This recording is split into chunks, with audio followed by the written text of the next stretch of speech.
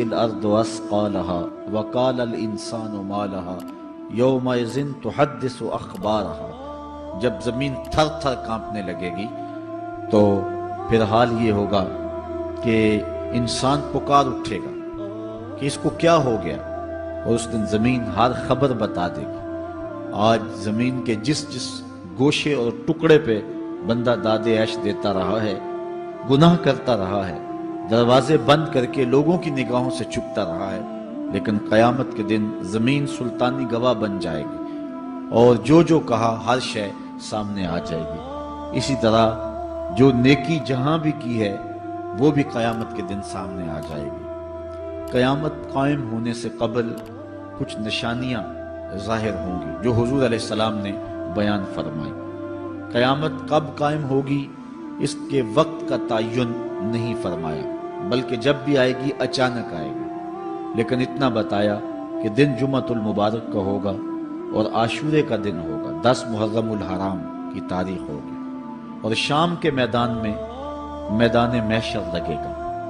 اسرائیل علیہ السلام سور پھونکیں گے اور اس کی آواز سے پہلے تو خوف پیدا ہوگا، پھر خوف بڑھتا جائے گا اور آواز بھی تیز ہوتی جائے گی۔ اس کی تیزی اور ہولناکی ایسی ہوگی کہ کانوں کے پردے پھٹنے لگیں گے، پھر اس کے بعد جو ہے وہ ہر شے اڑنے لگے گی۔ اللہ تعالیٰ جل شانہ نے سورہ الواقعہ کے اندر پہاڑوں کی حالت کو بیان کیا ہے۔ جب سور پھونکا جائے گا، قیامت واقعہ ہوگی، تو فرمایا کہ پھر تم اس طرح ہو جاؤ گے جس طرح کہ روزن سے آنے والی روشنی میں اور دھوپ میں جو باریک باریک ذرے ہوتے ہیں۔ کبھی آپ نے دیکھا ہو اندھیرے کمرے میں کسی جانب سے تھوڑا سا سوراخ ہو اور اندر دھوپ آ رہی ہو، تو آپ ایک گوشے اور زاویے میں کھڑے ہو کے دیکھیں تو اس میں چھوٹے چھوٹے اڑتے ہوئے ذرات دکھائی دیتے ہیں۔ ان کو اگر آپ ہاتھ میں پکڑے مٹھی کھولیں تو کچھ نہیں ہوں گے، ہوتے تو ہیں لیکن باریک اتنے ہیں کہ وہ نظر نہیں آتے، تو ان کو عربی میں ہوا کہتے ہیں۔ اللہ تعالیٰ ارشاد فرماتا ہے یہ بڑے بڑے پہاڑ، یہ کیٹو، یہ ماؤنٹ ایورسٹ، یہ جو ہے وہ بڑے بڑے عالی نصب پہاڑ اس طرح ریزے ریزے اور ٹکڑے ٹکڑے ہو جائیں گے جس طرح روزن کی روشنی کے اندر چھوٹے چھوٹے باریک اور مہین ذرے ہوتے ہیں، جن کو تم تھامو پکڑو تو تمہارے ہاتھ میں تمہیں دکھائی نہیں دیتے، صرف دھوپ میں دیکھتے ہو۔ تو اس طرح یہ پہاڑ اتنے باریک حصوں میں بٹ جائیں گے، وہ اتنا زوردار جھٹکا ہوگا اور انسانوں کو وہ جھٹکا زمین سے کھینچ کے باہر لے آئے گا۔ جتنے بھی قبروں میں گڑے ہوئے مردے ہوں گے، جب وہ جھٹکا آئے گا جس کو اللہ تعالیٰ نے ارشاد فرمایا اذا زلزلت الارض زلزالها واخرجت الارض اثقالها، زمین سارے بوجھ اگل دے گی، حتیٰ کہ درخت جڑوں سمیت باہر آ جائیں گے، پہاڑ اپنی تمام تر قوتوں سمیت جڑوں سمیت باہر آ جائیں گے، اور جتنے بھی زمین کے اندر دفینے اور خزانے ہیں سب باہر آ جائیں گے، قبروں میں گڑے ہوئے مردے بھی باہر آ جائیں گے، پھر اس کے بعد ٹوٹ پھوٹ کا شکار ہوں گے، پوری کائنات موت کی آغوش میں چلی جائے گی۔ یہ قیامت کا دن بہرحال قائم ہوگا۔ کافر کہتے تھے کہ جس قیامت سے ہمیں ڈراتے ہو وہ لاؤ کہاں ہے، تو ان کے مطالبے پہ فوراً قیامت قائم تو نہیں کی جا سکتی تھی۔ اللہ تعالیٰ جل شانہ نے فرمایا محبوب ان کو کہو تم بھی انتظار کرو، میں بھی انتظار کرتا ہوں، اور جس دن کا وعدہ دیا ہے وہ تم دیکھ لو گے۔ اور سورہ الواقعہ میں ارشاد فرمایا اذا وقعت الواقعہ لیس لوقعتها کاذبہ، جس دن وہ قائم ہوگی تو پھر کوئی انکار نہیں کرے گا۔ آج موت کا انکار کوئی نہیں کرتا، کسی دھرم میں، کسی مذہب میں، کسی عقیدے میں، کسی فرقے میں، کسی گروہ میں، کسی طبقہ زندگی میں آپ موت کا انکار نہیں پاتے۔ موت ہے ہنگامہ آرا کلزم خاموش میں، ڈوب جاتے ہیں سفینے موج کی آغوش میں۔ لیکن آج موت کا انکار نہیں ہوتا، قیامت کا انکار کرنے والے لوگ بہت سارے ہیں جو کہتے ہیں یہ دنیا سب کچھ ہے۔ آج کل تو بہت سارے مسلمانوں کا انداز بھی یہ ہو گیا ہوا ہے کہ وہ قولن تو نہیں لیکن جو عملی زندگی ہے وہ اسی بات کی گواہی دے رہی ہے جس طرح سب کچھ یہی دنیا ہو اور آخرت کوئی نہیں ہے۔ رویہ، انداز، طرز زندگی اور انداز معاشرت اسی کی طرف اشارہ دے رہے ہیں اور اسی بات کی چغلی کھا رہے ہیں کہ بس یہی دنیا ہے، بابر بیش کوش کہ عالم دوبارہ نیست۔ بابر نے کہا تھا کہ جو ہے وہ عیش کر لے، زندگی سے لطف اٹھا لے، دوبارہ زندگی نہیں ہے۔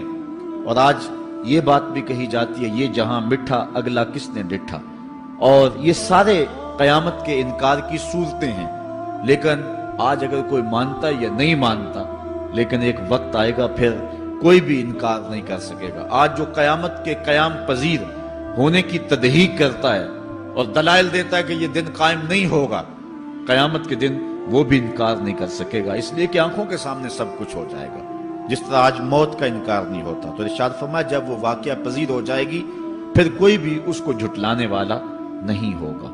لیکن قیامت سے قبل کچھ واقعات ہوں گے جس سے لوگوں کو آگاہ کیا جائے گا کہ وہ قیامت کے آنے سے قبل اپنے اعمال سے توبہ کر لیں۔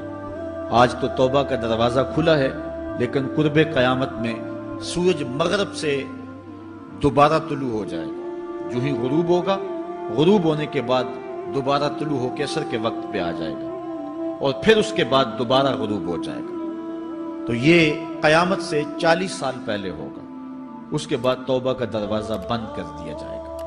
اگر کوئی توبہ کرے گا بھی تو قبول نہیں ہوگی۔ آج ہمیں موقع دیا گیا ہے کہ مرنے سے 1 سال پہلے بھی توبہ کر لیں، 1 مہینہ پہلے بھی توبہ کر لیں، موت سے 1 دن پہلے بھی توبہ کر لیں، 1 گھنٹہ پہلے بھی توبہ کر لیں، 1 لمحہ پہلے بھی توبہ کر لیں۔ اللہ تعالیٰ یہ نہیں دیکھتا کہ اس کی ساری زندگی گناہوں میں گزری ہے، وہ دیکھتا ہے میرا بندہ آخر میری چوکھٹ پہ آ گیا، وہ پچھلے سارے گناہ معاف فرما دے۔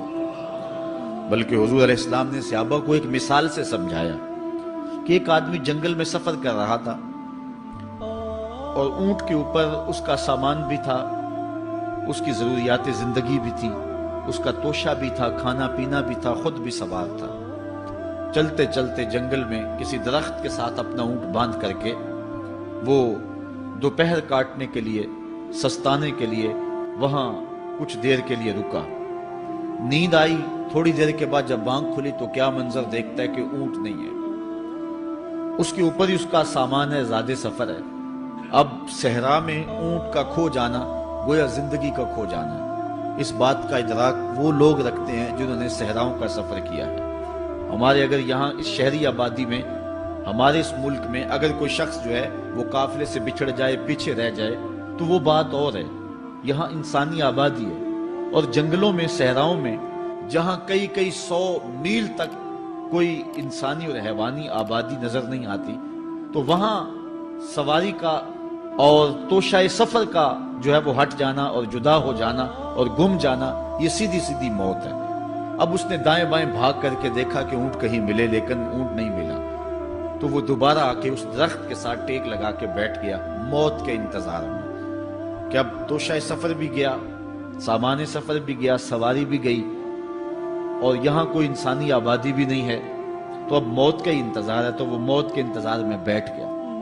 اچانک اس کو نیند آ گئی، تھوڑی دیر کے بعد آنکھ کھلی تو اس نے کیا منظر دیکھا کہ اونٹ جو ہے وہ اس کے پاس کھڑا ہوا ہے اور ماں ساز و سامان کھڑا ہوا ہے۔ تو پھر اس کو اتنی خوشی ہوئی، اونٹ کیا ملا، زندگی مل گئی۔ اس نے کہا اللہم انت عبدی وانا ربک، اے اللہ تو میرا بندہ اور میں تیرا رب۔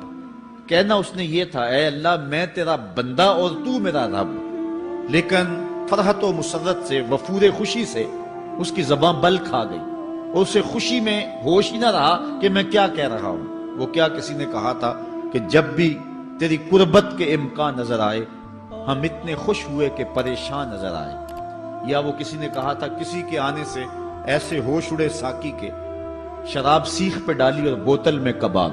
تو کبھی ایسا بھی ہو جاتا ہے کہ انسان وفور مسرت کے اندر جو کہنا ہوتا ہے اس کے برعکس کوئی بات کہہ دیتا ہے، یہ اس کی خوشی کی انتہا کی کیفیت ہے۔ تو اس نے کہا اللہم انت عبدی وانا ربک، اے اللہ تو میرا بندہ اور جو ہے وہ میں تیرا رب۔ یہ جوش مسرت سے یہ بات اس کے منہ سے نکلی۔ حضور نے صحابہ کو فرمایا صحابہ بتاؤ اس بندے کو کتنی کو خوشی ہوئی ہے؟ صحابہ نے عرض کی حضور بہت زیادہ خوشی ہوئی ہے۔ تو حضور علیہ السلام نے فرمایا جب کوئی بندہ توبہ کر کے مالک کی دہلیز پہ پلٹ آتا ہے اللہ تعالیٰ اس سے بھی زیادہ خوش ہوتا ہے کہ یہ میرا بندہ میری دہلیز پہ آ گیا، یہ توبہ کے دروازے پہ آ گیا۔ تو اس لیے قیامت سے قبل توبہ کا دروازہ کھلا ہوا ہے، لیکن 40 سال قبل توبہ کا دروازہ بند ہوگا، سورج مغرب سے طلوع ہوگا۔ پھر کوئی توبہ کرنا چاہے گا بھی، بلکہ ہر کوئی توبہ کرنا چاہے گا، لیکن پھر توبہ جو ہے وہ قبول نہیں ہوگی۔ اس طرح اور بہت سارے واقعات قیامت سے قبل جو ہیں وہ ظاہر ہوں گے، جن کی نشاندہی حضور نبی رحمت صلی اللہ علیہ وسلم نے فرمائی ہے۔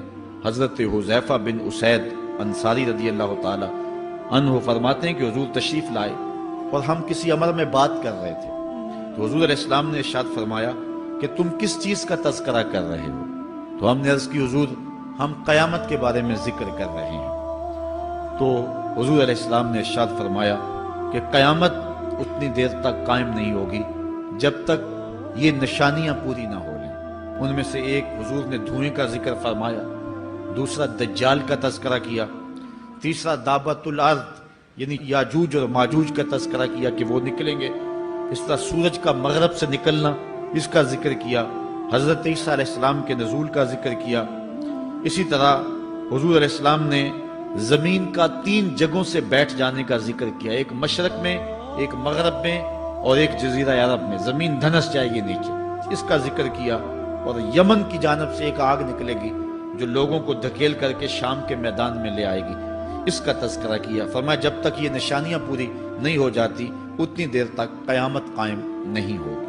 تو یہ قیامت کے آنے سے قبل جو ہیں وہ نشانیاں ہیں جو ظاہر ہوں گی۔ اس کے علاوہ قیامت آنے سے کچھ اس سے بھی پہلے نشانیوں کا ظہور ہوگا، جس کا ذکر حضور نبی رحمت صلی اللہ علیہ وسلم نے ارشاد فرمایا۔ حدیث جبریل اس پہ بہت معروف ہے، جس کو حضرت عمر بن خطاب رضی اللہ تعالیٰ عنہ روایت کرتے ہیں۔ آقا کریم علیہ السلام کی خدمت میں کہتے ہیں ہم حاضر تھے کہ ایک شخص آیا کہ جس کے سیاہ کالے بال تھے اور سفید رنگ کا اس نے لباس پہنا ہوا تھا، اہل مدینہ سے وہ تھا نہیں، اور اس کے چہرے پر، لباس پر، بشرے پر آثار سفر بھی ظاہر نہیں تھے۔ اگر مقامی ہوتا تو ہم جانتے ہوتے، اور اگر باہر سے آیا ہوتا تو اس کے چہرے پر، لباس پر جو ہے وہ سفر کے آثار ہوتے۔ اس زمانے میں اس طرح کے سفر تو نہیں تھے آسانی اور سہولت والے، تو جو بھی سفر کر کے دور سے آتا تو اس کا چہرہ بتاتا یہ مسافر ہے۔ تو کہا مسافر لگتا نہیں تھا اور اہل مدینہ سے تھا نہیں، ہم پریشان تھے کہ یہ کون ہے، لیکن وہ آیا اور حضور علیہ السلام کی خدمت میں اپنے زانو بچھا کر کے بیٹھ گیا۔ فَأَسْنَدَ رُكْبَتَيْهِ إِلَىٰ رُكْبَتَيْهِ، اپنے دونوں گھٹنے اس نے حضور علیہ السلام کے گھٹنوں سے جوڑے اور حضور کی خدمت میں یوں ادب سے بیٹھ گیا۔ پھر اس نے حضور علیہ السلام سے اسلام کے بارے میں پوچھا، حضور علیہ السلام نے جواب دیا۔ پھر اس نے کہا بالکل آپ نے سچ فرمایا ہے۔ ہم حیران ہوئے، خود ہی سوال کرتا ہے، خود ہی تصدیق کرتا ہے۔ پھر اس نے حضور سے ایمان کے بارے میں پوچھا، حضور نے کچھ ارشاد فرمایا ایمان یہ ہے، تو اس نے کہا بالکل صدقتا، آپ نے سچ کہا ہے۔ تو ہم پھر حیران ہوئے کہ خود ہی یہ سوال پوچھ رہا ہے اور خود ہی اس کی تائید کر رہا ہے۔ پھر اس نے احسان کے بارے میں پوچھا، تو حضور علیہ السلام نے اس کو جواب دیا کہ احسان یہ ہے کہ اللہ کی عبادت اس طرح کرے کہ تو اسے دیکھ رہا ہے، اور اگر یہ کیفیت نہیں ہے تو کم از کم یہ کیفیت پیدا کر لے کہ وہ تجھے دیکھ رہا ہے۔ اس نے کہا آپ نے سچ کہا۔ پھر اس کے بعد اس نے کہا مجھے اب قیامت کے بارے میں بتائیں۔ حضور علیہ السلام نے فرمایا جو ہے وہ مسئول سائل سے عالم نہیں ہے۔ تو اس نے کہا اچھا پھر مجھے قیامت کے کچھ نشانیاں بیان فرما دیں۔ تو حضور علیہ السلام نے اس شخص کو جو نشانیاں بیان فرمائیں وہ یہ تھی کہ لونڈی اپنی مالکہ کو جنم دے گی، بکریاں چرانے والے، اونٹ چرانے والے، ننگے پاؤں والے اور ننگے بدن والے تم دیکھو گے کہ عمارتیں بنانے میں ایک دوسرے سے آگے بڑھنے کی کوشش کریں گے۔ بہرحال تھوڑی دیر تک وہ حضور کی خدمت میں بیٹھا رہا۔ اس کے بعد جب چلا گیا تو تھوڑی دیر گزری تو حضور نے فرمایا عمر جانتے ہو یہ شخص کون تھا؟ عرض کی اللہ و رسولہ عالم، اللہ اور اس کا رسول جانتا ہے۔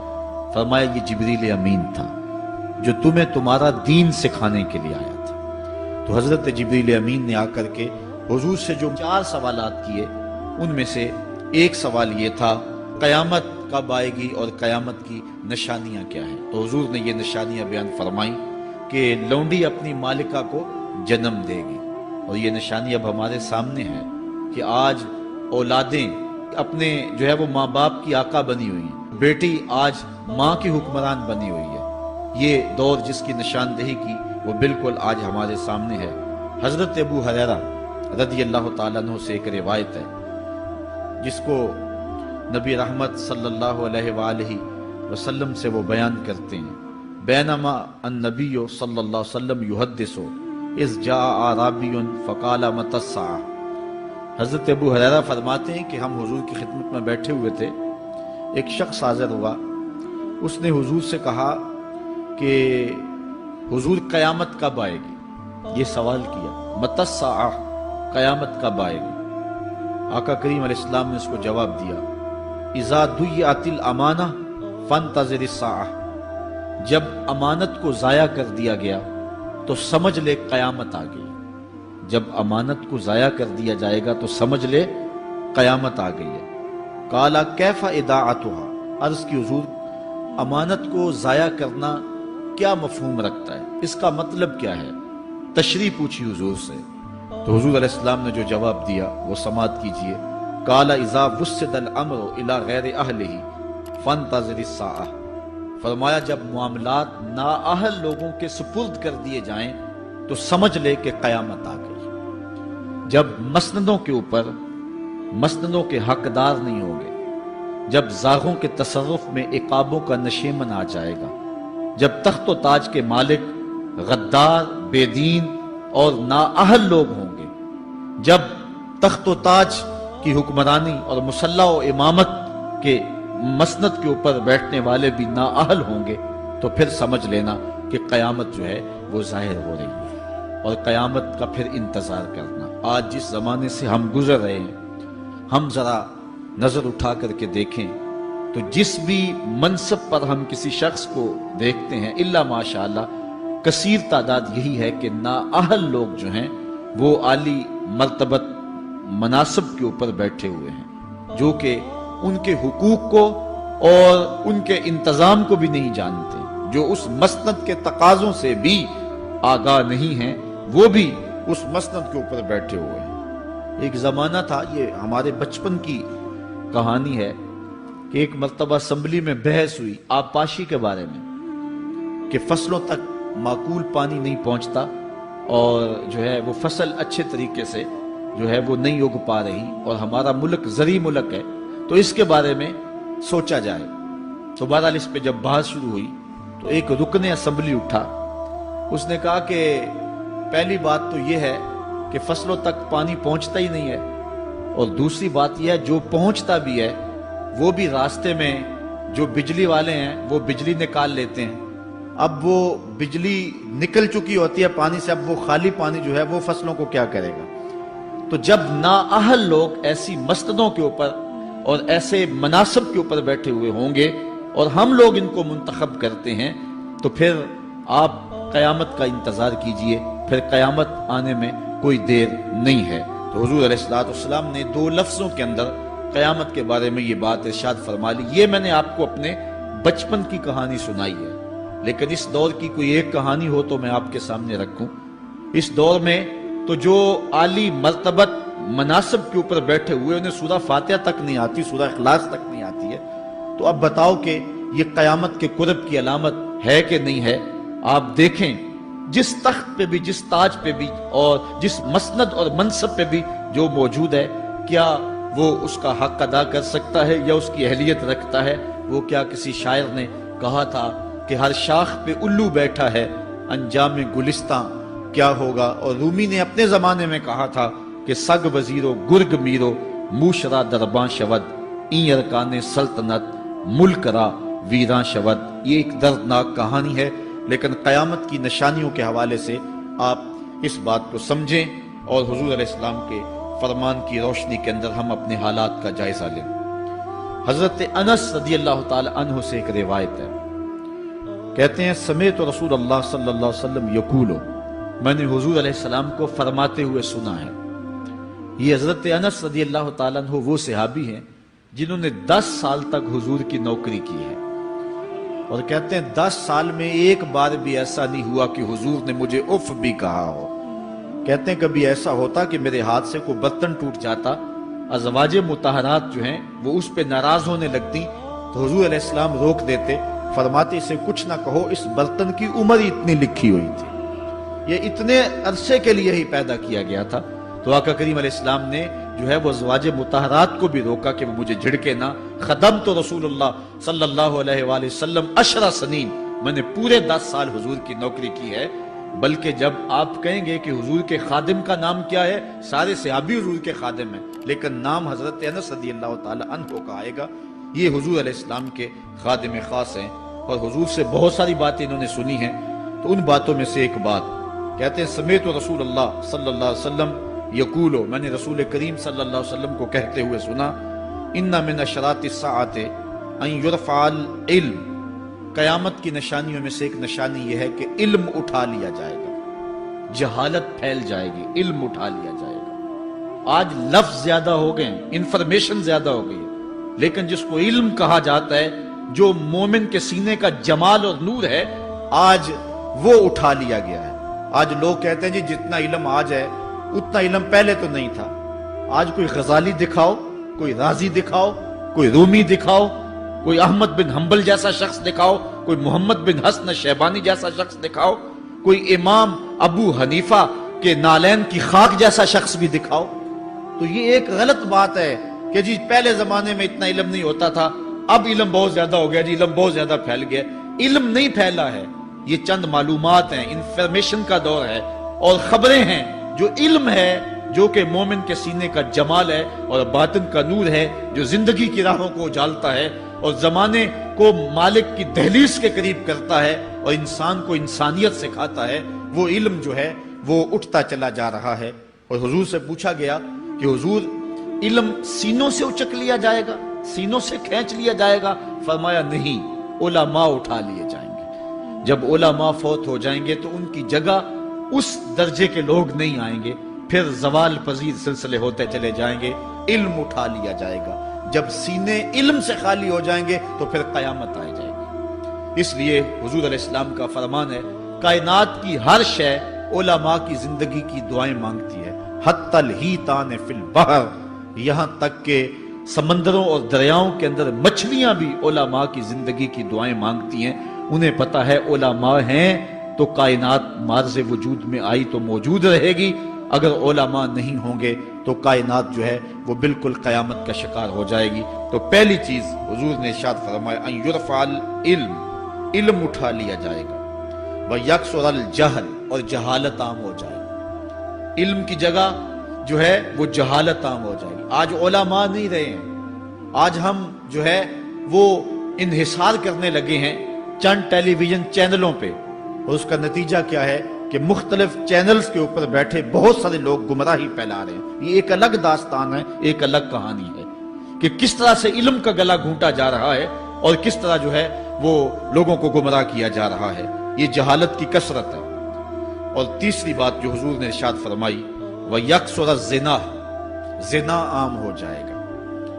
نظر کا زنا یہ تو اس زمانے کے اندر برا رہا ہی نہیں ہے، لوگ اس میں کوئی آر ہی نہیں سمجھتے. کسی کی بہن اور بیٹی کو دیکھنا اور اپنی آنکھوں کو شہوات سے بھرنا، یہ بندہ محسوس ہی نہیں کرتا ہے. حضور علیہ السلام نے ارشاد فرمایا، من زنا زنیا بہی ولو بہی تانے دارہی، جس نے زنا کیا یہ عمل اس کے گھر بھی لوٹے گا، اگرچہ وہ اپنی دیواریں اونچی اونچی کیوں نہیں کر لیتا. اگر آج کوئی کسی کی بہن بیٹی پر اپنی نظروں کو غلیظ کرتا ہے تو وہ یہ کیسے کہہ سکتا ہے کہ میری بہن اور میری بیٹی کسی کی گندی نظروں کا شکار نہیں ہوگی؟ یہ مقافات عمل ہے. گندم از گندم بروید جو سے جو، از مقافات عمل غافل مشو. اس لیے بدکاری پھیل جائے گی، نظر کی بدکاری اور ہر طرح کی بدکاری. اور یہ اتنا برا اور کبھی کام ہے کہ اللہ تعالیٰ جل شانہ نے قرآن مجید میں اسے کھلی بے حیائی قرار دیا ہے. آج میڈیا کے ذریعے، آج انٹرنیٹ کے ذریعے اور یہ جو موبائل پیکج کی مصیبت نکلی ہے، اس سے معاشرے کا امن خراب ہو گیا اور معاشرے کے اندر حیا کا جوہر جو ہے وہ لوٹ لیا گیا ہے. اپنی نسلوں کی حفاظت کریں، ان کے ہاتھوں سے جو ہے وہ ناول چھینیں اور ان کے ہاتھوں سے جو ہے وہ اس طرح کی مخرب اخلاق سیڈیز چھین لیں اور ان کے ہاتھوں میں اللہ کا قرآن دیں اور رسول کریم علیہ السلام کی احادیث تھمائیں اور ان کو راہ حق کا مسافر بنائیں. یہ ذمہ داری ہے والدین کی. کل قیامت کے دن ایک عورت 4 مردوں کو جہنم میں لے جائے گی. عرض کیا گیا وہ کیسے؟ فرمایا ایک عورت کو حکم ہوگا جہنم کا تو وہ عرض کرے گی مالک میرے باپ کو بلایا جائے. باپ کو بلایا جائے گا, یا اللہ یہ میرا باپ ہے, میں اس کی بیٹی, میری تربیت کا جوہر اس کے ہاتھ میں تھا, آج جن بدکاریوں اور گناہوں کے سبب جہنم میں جا رہی ہوں اس کا ذمہ دار یہ ہے. وہ باپ جس نے اپنی بیٹی کو سب کچھ دیا, اپنی اولاد کی تعلیم کے لیے اپنے پلاٹ بیچ دیے, جائیدادیں فروخت کر دی, نہیں دیا تو دین نہیں دیا, کل قیامت کے دن وہ اللہ کے حضور کیا جواب دے گا؟ ارشاد ہوگا اسے بھی پکڑو, اس کے باپ کو بھی پکڑو اور جہنم میں لے جاؤ. عرض کرے گی نہیں مالک میرے بھائی کو بلایا جائے. بھائی کو بلایا جائے گا, مالک یہ میرا بھائی ہے, میں اس کی غیرت تھی, میں جن راہوں پہ چل کر کے تیرے عتاب اور تیرے قہر و غضب کی حقدار بنی اس کا ذمہ دار یہ ہے. اگر یہ مجھے روکتا, اپنی آبرو کی حفاظت کرتا, اپنی ناموس کا پہرا دیتا تو میں ان راستوں کی مسافر کیسے بنتی؟ میری خرابی کا ذمہ دار یہ ہے. اب وہ بھائی کیا جواب دے گا جو چوکوں اور موڑوں پہ کھڑا ہو کے آنے اور جانے والی بہنوں اور بیٹیوں کو دیکھتا ہے اور یہ سمجھتا ہے کہ میری بہنیں اور میری بیٹیاں گھر میں محفوظ ہیں؟ وہ قیامت کے دن کیا جواب دے گا؟ ارشاد ہوگا اسے بھی پکڑو, اس کے باپ کو بھی پکڑو, بھائی کو بھی پکڑو, جہنم میں لے جاؤ.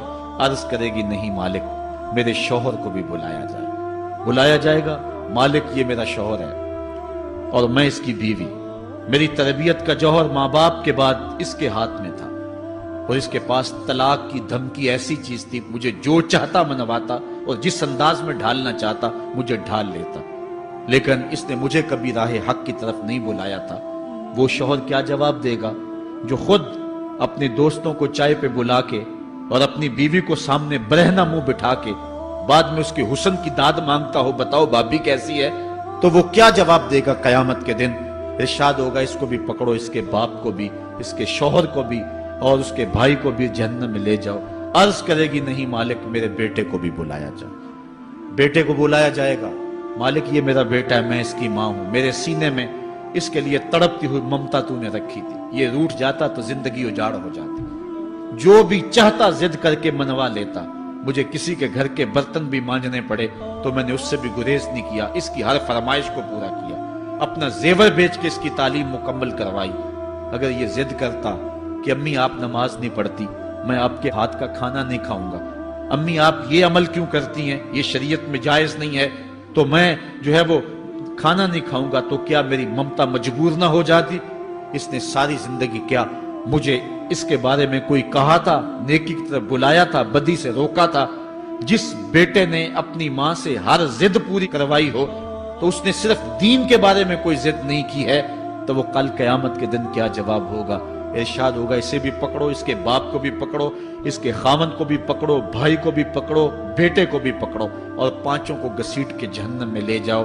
فرمایا ایک عورت 4 مردوں کو قیامت کے دن جہنم میں لے جائے گی. اس لیے میں اور آپ آج دیکھ لیں کہ ہمارا آخرت کا معاملہ کیا ہونے والا ہے اور ہم نے اس دنیا کے اندر کس طرح اپنی حفاظت کرنی ہے. چوتھی چیز جو حضور نے ارشاد فرمائی, وَيَكْسُرَ شُرْبَ الْخَمْرِ, اور شراب پینا عام ہو جائے گا. یہ قرب قیامت کی علامت ہے. آج ہماری ایلیٹ کلاس میں اور ہمارے آیان حکومت, آیان سلطنت اور سیاستدانوں اور جو ہے وہ عالی نسب خاندان جو شمار کیے جاتے ہیں, ان میں شراب پانی کی طرح سمجھی جاتی ہے. اور آج ہمارے ملک کے اندر جو ہے وہ کتنے شراب خانے موجود ہیں اور کتنے ٹنوں کے حساب سے جو ہے وہ بیرون ملک سے شراب درآمد کی جاتی ہے. یہ قرب قیامت کی نشانی ہے کہ شراب عام ہو جائے گی. ایک روایت میں آتا ہے شارب الخمر کعابد الوثن, شراب پینے والا بت پوجنے والے کی طرح. کتنا سخت فرمایا گیا. اور کل قیامت کے دن سخت رسوا ہوگا جو دنیا کے اوپر شراب پیتا رہا ہوگا. اللہ تعالی ہم سب کو محفوظ فرمائے. وَيَكِلَّ الرِّجَالِ وَيَكْسُرُ النِّسَاءَ, اور ایک نشانی حضور نے یہ ارشاد فرمائی کہ مرد تھوڑے ہو جائیں گے اور عورتیں زیادہ ہو جائیں گی. ایک تو عورتوں کی افزائش زیادہ ہوگی, اور دوسری بات مختلف ہنگاموں میں, حادثات میں اور جنگوں میں مرد قتل کر دیے جائیں گے اور عورتیں زیادہ ہو جائیں گی. یہاں تک کہ حضور نے فرمایا حتی یکون ل50 امرأۃ القیم الواحد, یہاں تک کہ 50 عورتوں کا ایک مرد منتظم ہوگا. 50 عورتیں ہوں گی, اور کمانے والا صرف ایک مرد ہوگا۔ یہ قرب قیامت کے حالات ہیں جو حضور نے بیان کیے۔ حالات اس طرف بڑھ رہے ہیں اور ایک وقت وہ آنے والا ہے کہ بالکل جو حضور نے فرمایا وہ چیزیں سامنے آئیں گی۔ حضرت ابو سعید خدری رضی اللہ تعالی عنہ سے ایک روایت سنیے۔ حضور نے ارشاد فرمایا، مجھے قسم اس رب کی جس کے قبضے میں میری جان ہے، اتنی دیر تک قیامت نہیں آئے گی، یہ وقت بھی آئے گا کہ جانور انسان سے باتیں کریں گے، انسان ان کی بولی سمجھے گا اور وہ ان سے باتیں کریں گے۔ وَحَتَّى تُكَلِّمَ الرَّجُلَ عَذْبَةُ صَوْتِهِ، اور اس کے کوڑے کی جو رسی ہے، اس کا جو پھندنا ہے، وہ بھی انسان سے باتیں کرے گا۔ وَالشِّرَاكُ نَالِهِ، اور اس کے جوتے کا تسمہ بھی اس سے بات کرے گا۔ يُخْبِرَ فَخِذُهُ بِمَا أَحْدَثَ أَهْلُهُ بَعْدَهُ، اس کا گھٹنا اس کو بتا دے گا اس کے بعد میں اس کے گھر والوں نے جو باتیں کی۔ یہ حالات پیدا ہو جائیں گے۔ آج موبائل اور جدید ٹیکنالوجی آ رہی ہے تو اس بات کو سمجھنا مشکل نہیں ہے۔ اس زمانے کے اندر جبکہ ان چیزوں کا تصور بھی نہیں تھا، صحابہ نے پھر بھی یقین کیا کہ ہوگا، حضور نے کہا ہے اور آگے بیان کیا۔ اور آج تو حالات نظر آ رہے ہیں کہ بالکل جو حضور نے بتایا وہ سب کچھ جو ہے وہ ہونے والا ہے۔ حضرت ابو ہریرہ رضی اللہ تعالی عنہ سے ایک روایت ہے۔ یہ وہ صحابی ہیں جنہوں نے سب سے زیادہ حضور علیہ السلام کے فرامین امت تک پہنچائے ہیں، کثرت کے ساتھ حضور کی صحبت کا نور پایا اور اصحاب صفہ میں سے تھے، زندگی کا ایک ایک لمحہ حضور کی قربت میں گزارا۔ حضرت ابو ہریرہ رضی اللہ تعالیٰ عنہ فرماتے ہیں کہ رسول کریم صلی اللہ علیہ وسلم نے ارشاد فرمایا، اذا اتخذ الفیء دیوالا، جب مال غنیمت کو، جب سرکاری خزانے کو اپنی ذاتی دولت سمجھا جائے گا، اس میں تصرف کیا جانے لگے گا۔ سرکاری خزانے میں لوگ جس طرح چاہیں گے تصرف کریں گے، ایک زمانہ آئے گا اور وہ دیکھ لو بالکل ہمارے سامنے۔ والامانۃ مغنما، اور امانت کو مال غنیمت سمجھا جائے گا، جس طرح غنیمت بندہ استعمال کرتا ہے وہ امانت کو اس طرح غنیمت سمجھے گا اور اس کو جو ہے وہ غصب کر جائے گا۔ والزکوٰۃ مغرما، اور زکوٰۃ کو ٹیکس سمجھے گا، مجبور ہو کے دے گا، وہ زکوٰۃ دینا چاہے گا ہی نہیں۔ اور آج کتنے لوگ ہیں جو زکوٰۃ نہیں دیتے؟ اگر لوگ صحیح طور پہ زکوٰۃ ادا کر دیں اور زکوٰۃ کے جو حقدار ہیں ان تک پہنچے تو پاکستان میں صرف 1-2 سالوں کے اندر غربت ختم ہو جائے۔ اتنی دولتیں ہیں لوگوں کے پاس، اتنی جائیدادیں ہیں لوگوں کے پاس۔ ایک تو سارے لوگ زکوٰۃ ادا نہیں کرتے، دوسرا یہ ہے حقداروں تک نہیں پہنچتی۔ پیشہ ور مانگنے والے اور اس موسم کے اندر جو ہے وہ اپنے آپ کو غریب ظاہر کر کے اور مختلف اپنی مجبوریاں ظاہر کر کے مال ہتھیانے والے بہت سارے ہیں، اور زکوٰۃ دینے والا کہتا ہے میں جلدی جلدی فارغ ہو جاؤں۔ جتنی محنت مال کو کمانے میں صرف کی ہے، اتنی ہی محنت حقداروں کو تلاش کرنے کے لیے بھی کرے تاکہ اس کی زکوٰۃ اصل مصارف تک پہنچے۔ تو قرب قیامت میں یہ ہوگا کہ زکوٰۃ کو ٹیکس جانا جائے گا۔ وَتُعُلِّمَ لِغَيْرِ الدِّينِ، اور علم دین کے لیے حاصل نہیں کیا جائے گا، دین کے علاوہ کے لیے حاصل کیا جائے گا۔ اس کے 2-3 مفاہیم ہیں۔ ایک تو مفہوم ہے کہ علم دین حاصل کرنا لوگ چھوڑ دیں گے، وہ انجینئر اور ڈاکٹر اور کیا کچھ بننے کے لیے جو ہے وہ علم حاصل کریں گے۔ نام خدمت انسانی ہی ہے کہ میں یہ سب کچھ کر کے اپنے وطن کی خدمت کروں گا، انسانیت کی خدمت کروں گا، لیکن بعد میں جب مسندوں پہ بیٹھتے ہیں اور جو حال کرتے ہیں وہ کسی سے مخفی نہیں ہے۔ مسیحا پھر کس روپ کے اندر آتا ہے اور کس طرح قوم کو دونوں ہاتھوں سے لوٹتا ہے، یہ قرب قیامت کی نشانیاں ہیں۔ ہر بندہ جو ہے وہ علم تعلیم حاصل اچھا انسان بننے کے لیے نہیں، با کردار شخص بننے کے لیے نہیں، اچھا مومن بننے کے لیے نہیں، صالح فرد بننے کے لیے نہیں، بلکہ کمائی کرنے کے لیے، زیادہ سے زیادہ پیسے کمانے کے لیے وہ علم حاصل کرے گا۔ اور دوسری یہ بات کہ جو دین کا علم بھی حاصل کریں گے وہ بھی غرض و غائد جو ہے وہ اپنی چھوڑ دیں گے جس مقصد کے لیے جو ہے وہ علم حاصل کیا جاتا ہے۔ اور یہ قرب قیامت کی نشانی جو حضور نے بیان کی یہ بھی ہم اپنے زمانے میں دیکھ رہے ہیں۔ وَأَطَاعَ الرَّجُلُ امْرَأَتَهُ، اور آدمی اپنی بیوی کی اطاعت کرے گا، جو بیوی کہے گی وہ مانے گا۔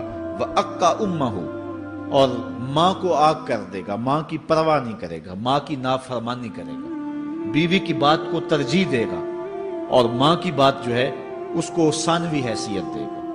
بہت بدبخت تو ایسے ہیں کہ جو ماں باپ کو ویسے ہی دقیانوسی کا تانا دے کے کہتے ہیں تمہیں تو پتہ ہی نہیں کسی بات کا دنیا کہاں چلی گئی، اور ان کی کسی بات کو، کسی مشورے کو اور کسی حکم کو کوئی ترجیح نہیں دیتے۔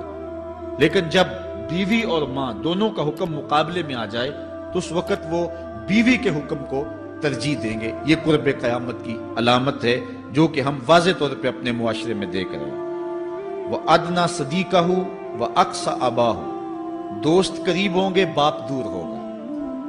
دوستوں کو قربت دی جائے گی، ان کے ساتھ بیٹھنا اٹھنا بھی ہوگا، کھانا پینا بھی ہوگا، گپ شپ بھی ہوگی۔ دوست ایک بیل دے تو بندہ دوڑا جائے گا دوست کی پکار پہ، لیکن ماں باپ جو مرضی کہیں تو ماں باپ کی بات کو کوئی ترجیح نہیں دی جائے گی۔ یہ قرب قیامت کی نشانیوں میں سے ایک نشانی ہے، اور اس وجہ سے آج لوگ محروم ہو گئے ہیں اور گھروں میں برکت نہیں رہی۔ ماں باپ اگر کچھ کہیں، کوئی چیز لانے کے لیے بھی کہیں، تو بچہ سو بہانے کرتا ہے اور دوست کی پکار پہ لبیک کہتا ہوا بھاگ اٹھتا ہے۔ وَظَهَرَتِ الْأَصْوَاتُ فِي الْمَسَاجِدِ، مسجدوں میں لڑائیاں ہوں گی، مسجدوں میں جو ہے وہ آوازیں بلند ہوں گی لڑائیوں کی، ایک دوسرے سے الجھاؤ پیدا ہو جائیں گے۔ آج ہماری مسجدوں میں پنکھا بند کرنے سے لڑائیاں شروع ہو جاتی ہیں۔ یہ بالکل آپ کے قریب ایک شہر میں ہوا ہے، ایک آدمی قتل ہو گیا صرف اس معاملے میں کہ وہ ایک کہہ رہا تھا کہ لائٹ بند کر دو، اور دوسرے نے کہا کہ میں نماز پڑھ رہا ہوں تو تم نے مجھے دیکھا نہیں، اور اس بات پہ لڑائی شروع ہوئی، حتیٰ کہ فائرنگ تک نوبت پہنچی، اور ایک آدمی جو ہے وہ قتل ہو گیا۔ آپ نے اخبارات میں پڑھا ہوگا۔ تو اس طرح مسجدوں کے اندر جو ہے وہ لڑائیاں شروع ہو جائیں گی۔ یہ قرب قیامت کی نشانی ہے۔ وَسَادَ الْقَبِيلَةِ فَاسِقُهُمْ، قبیلے کا سردار سب سے فاسق اور بدتر شخص ہوگا۔ خاندان کا، قبیلے کا، برادری کا وہی سربراہ ہوگا، وہی قائد ہوگا، وہی لیڈر ہوگا، وہی پنچ ہوگا جو جتنا بڑا گنڈا اور جتنا بڑا بدماش ہے، اس کو ہی جو ہے وہ سرپرستی جائے گی۔ شرافت نام کی چیز ہی باقی نہیں رہے گی۔ شرافت کے بل بوتے پہ آگے نہ کوئی سیاست میں آ سکے گا، نہ کوئی خاندان میں آگے آ سکے گا، بلکہ اب تو حال ہی ہوا کہ اب ہماری محافل اور آراس کے اندر بھی جو مہمان خصوصی رکھے جاتے ہیں وہ بھی اس اعتبار سے نہیں رکھے جاتے کہ متقی شخص تلاش کرو جس کو مسند صدارت پہ اٹھایا جائے، جس کو مہمان خصوصی رکھا جائے۔ اس میں بھی یہ دیکھا جاتا ہے کہ کس کا اثر معاشرے کے اندر زیادہ ہے، چاہے وہ اثر و رسوخ اس نے منشیات فروخت کر کے ہی حاصل کیا ہو، کس کی دولت زیادہ ہے، چاہے اس نے وہ دولت لوگوں کا خون نچوڑ کے حاصل کی ہو، وہی مہمان خصوصی ہوتا ہے محفل نعت میں، چونکہ وہ پیسے زیادہ پھینک سکتا ہے۔ اور ایک غریب آدمی جو کہ تہجد کی نماز پڑھنے کا بھی عادی ہے، اس کو جوتیوں پہ جگہ ملتی ہے، اس کا قصور صرف یہ ہے کہ وہ غریب ہے اور اس کے پاس حرام کی کمائی نہیں ہے۔ یہ حضور علیہ السلام نے نشانی فرمائی، اور جو آج ہم اپنی آنکھوں سے دیکھ رہے ہیں۔ وَسَادَ الْقَبِيلَةِ فَاسِقُهُمْ، قبیلے کا سردار جو ہے وہ بدتر اور فاسق شخص ہوگا۔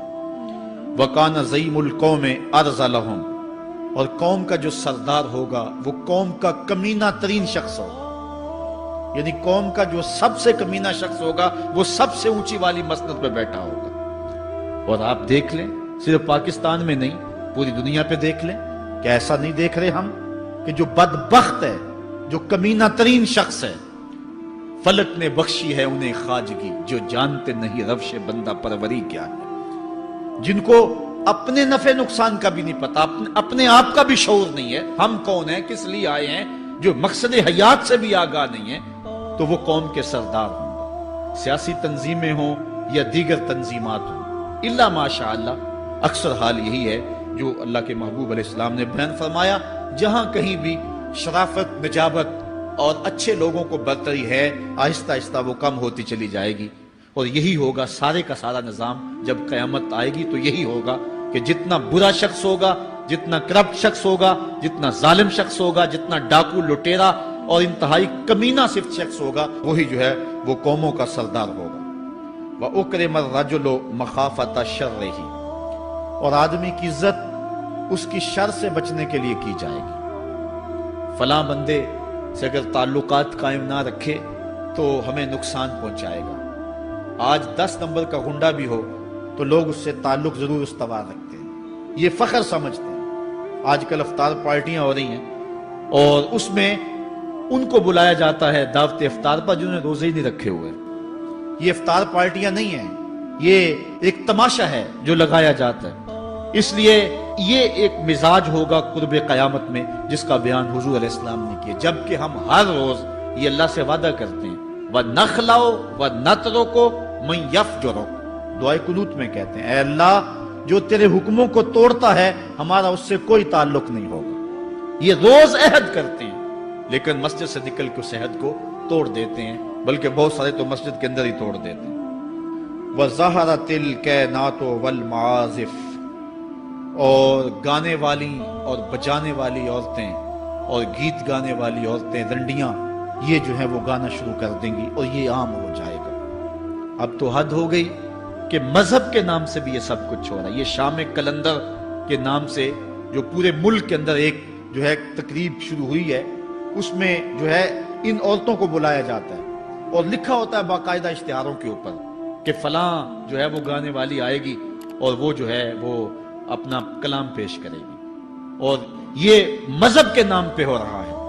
اور حد یہ ہو گئی کہ یہ بڑھتا ہی چلا جا رہا ہے. اس کو روکنے کی گو مربوط کوششیں بھی نہیں ہوئی، لیکن ایک ایسا عمل تھا کہ جس کو ہر صاحب شخص برا سمجھتا ہے، لیکن اس کے باوجود یہ پھیلتا چلا جا رہا ہے.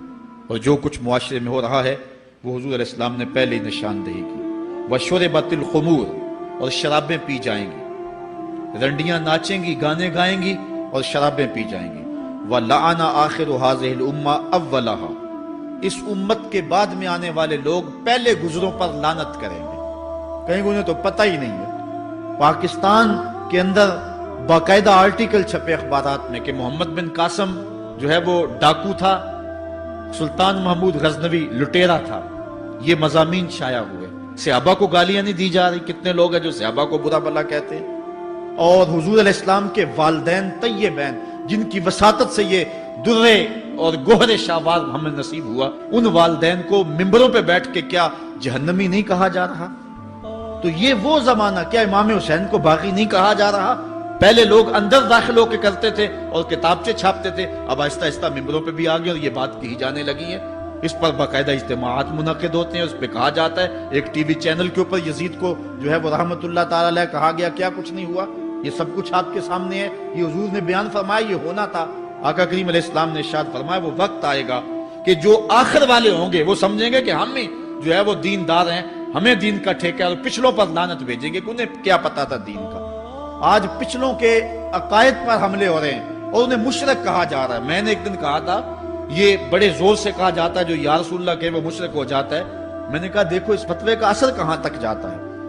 حضور علیہ السلام کے سارے صحابی آقا کریم علیہ السلام کی موجودگی کے اندر بھی، اور پھر دیکھیے مسلمہ کذاب کے مقابلے میں جو جنگ لڑی گئی، اس جنگ کے اندر حضرت خالد بن ولید نے لکھا کہ کافر بھی اللہ اکبر کا نعرہ لگاتے ہیں، ہم بھی اللہ اکبر کا نعرہ لگاتے ہیں، فرق نہیں معلوم ہوتا اپنا کون سا ہے اور بیگانہ کون سا ہے. تو حضرت صدیق اکبر نے لکھا کہ جب وہ اللہ اکبر کا نعرہ لگائیں تم اس کے جواب کے اندر یا محمد آہو کا نعرہ لگاؤ. وَقَانَ شِعَارُ الْمُسْلِمِينَ يَوْمَئِذٍ یا محمد آہو. اس دن مسلمانوں کا شعار ہی یہ تھا، جو یا محمد یا رسول اللہ کہتا تھا وہی مومن مانا جاتا تھا، باقی کو تہے تیگ کر دیا جاتا تھا. تو اگر یا رسول اللہ کہنا شرک ہے تو پھر سارے صحابی، وہ 10,000 صحابہ جو جنگ یمامہ میں شامل تھے، ان کے بارے میں پھر کیا کہو گے؟ پھر حضرت زین العابدین کے بارے میں کیا کہو گے جو کربلا کے میدان میں مدینے کی طرف منہ کر کے کہہ رہے ہیں یا رحمت للعالمین ادرک لزین العابدین. پھر حضرت زینب کے بارے میں کیا کہو گے؟ یا محمد آہو یا محمد آہو ھذا حسین مزمل بالدماء، جو کربلا میں کھڑا ہو کے کہہ رہی ہیں اے میرے نانا حضور، اے محمد عربی، آپ کے حسین کو دیکھو خون میں نہا گیا ہوا ہے. تو پھر کیا یہ فتویٰ تمہارا کہاں تک پہنچے گا؟ نہ صحابہ بچیں گے، نہ اہل بیت بچیں گے، اور نہ اولیاء امت بچیں گے جنہوں نے کہا تھا یا رسول اللہ انظر حالنا یا حبیب اللہ اسمع قالنا. تو یہ قیامت کی نشانیاں ہیں کہ اگلے جو ہیں وہ پچھلوں پر لعنتیں بھیجیں گے، ان کو برا بھلا کہیں گے. صحابہ کو گالیاں، اہل بیت کو گالیاں، نواسب میں کیا کچھ نہیں کیا ہے. اور آج بھی جو دنیا کے اوپر ناسبی ہیں وہ اہل بیت کے بارے میں کیا کیا زبان استعمال نہیں کرتے، حضور کے والدین کے بارے کیا کچھ نہیں کہا جاتا. تو یہ سب کچھ ہونے والا ہے جو حضور علیہ السلام نے بیان کیا، کچھ ہو رہا ہے اور کچھ تم دیکھو گے اپنی آنکھوں کے سامنے. پھر ارشاد فرمایا فَارْتَقِبُوا عِنْدَ ذَلِكَ رِيحًا حَمْرَاءَ وزلزلتن وخسفن ومسخن وقذفن وآیات تتابع کنظام قطع سلکہ فتتابع۔ فرمایا کہ پھر جب یہ حالات ہوں گے اور یہ پوری طرح حالات معاشرے میں پیدا ہو جائیں گے تو پھر سرخ آندیاں آئیں گی، پھر انتظار کرنا سرخ آندیوں کا، وزلزلتن اور زلزلے کا انتظار کرنا، وخسفن ومسخن وقذفن اور دھنسنے کا انتظار کرنا، اوپر سے پتھروں کے نازل ہونے کا اور شکلوں کے بگڑنے کا انتظار کرنا۔ اور آگے فرمایا وآیات، اور ایسی نشانیاں آئیں گی ایک دوسرے کے پیچھے آئیں گی، جس طرح تسبیح کا دھاگا ٹوٹ جائے تو پیدل پہ اس کے دانے گرتے ہیں، تو یہ سارے عذاب جن کا ذکر حضور نے کیا میں مسلسل اوپر نیچے یہ تمہارے تک پہنچیں گے۔ حضرت انس رضی اللہ تعالیٰ عنہ سے ایک اور روایت لیتے ہیں، حضور علیہ السلام نے ارشاد فرمایا لا تقوم الساعۃ حتی یتقارب الزمان فتکون السنۃ کالشہر والشہر کالجمعہ وتکون الجمعۃ کالیوم ویکون اليوم کالساعہ وتکون الساعۃ کالدرمۃ بالنار۔ فرمایا جب قیامت آئے گی اتنی دیر تک قائم نہیں ہو سکتی جب تک زمانے مختصر نہیں ہو جائیں گے، زمانے سمٹ نہیں جائیں گے، حتیٰ کہ سال مہینے جتنا ہو جائے گا، اور مہینہ ایک جمعۃ المبارک جتنا ہو جائے گا، اور ایک جمعہ ایک دن جتنا ہو جائے گا، اور ایک دن ایک گھڑی جیسا ہو جائے گا، اور ایک گھڑی ایسے ہوگی جس طرح آگ کا شعلہ جلایا اور وہ بجھ گیا۔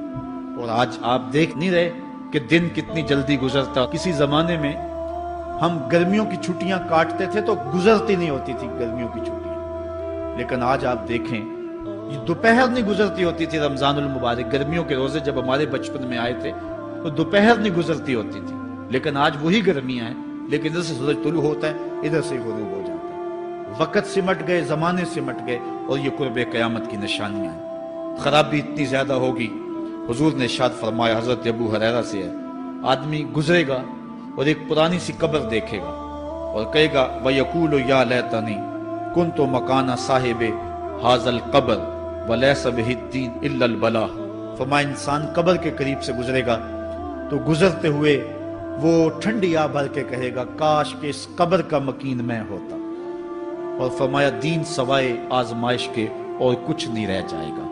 یہ قرب قیامت کی وہ نشانیاں ہیں جو حضور علیہ السلام نے بیان کی۔ ایک اور نشانی حضور علیہ السلام نے بیان فرمائی کہ قرب قیامت کے اندر دین کا کام بھی درہم و دینار سے ہوگا۔ اس کے دو مفاہیم ہیں۔